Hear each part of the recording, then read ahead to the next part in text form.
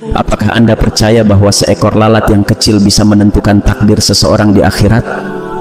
Kedengarannya tidak masuk akal, tapi inilah kisah nyata yang membuat kita merenung tentang dua orang yang takdirnya berubah hanya karena lalat. Satu masuk surga, satu lagi masuk neraka. Apa yang sebenarnya terjadi? Temukan jawabannya dalam kisah penuh makna ini. Kehidupan ini penuh dengan ujian, dari yang besar hingga yang terkecil. Seringkali kita tak menyadari bahwa keputusan sederhana yang kita buat bisa membawa dampak besar di masa depan, terutama di akhirat. Kali ini kita akan membahas sebuah kisah yang sangat unik namun penuh pelajaran tentang bagaimana seekor lalat bisa menjadi penentu surga atau neraka. Sebelum kita lanjutkan, ringankan tangan Anda untuk like, subscribe, dan tekan lonceng agar terus mendapatkan video berikutnya.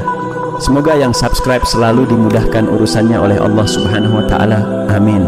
Kisah dua orang yang berbeda takdirnya. Kisah ini diceritakan oleh Nabi Muhammad SAW dalam sebuah hadits yang diriwayatkan oleh Imam Ahmad. Dikisahkan, ada dua orang yang sedang dalam perjalanan.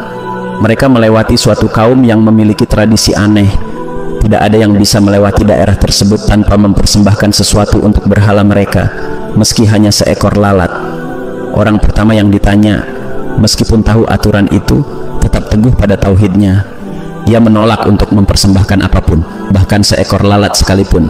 Baginya tidak ada satupun yang layak disembah selain Allah Subhanahu wa Ta'ala. Akibat keteguhannya ia dihukum dengan cara yang kejam. Dia dibunuh oleh kaum kafir tersebut. Tapi tahukah kalian, karena keimanannya ia akhirnya masuk surga. Orang kedua di sisi lain merasa takut dan ingin cepat lewat tanpa masalah. Jadi ia memutuskan untuk menyerah.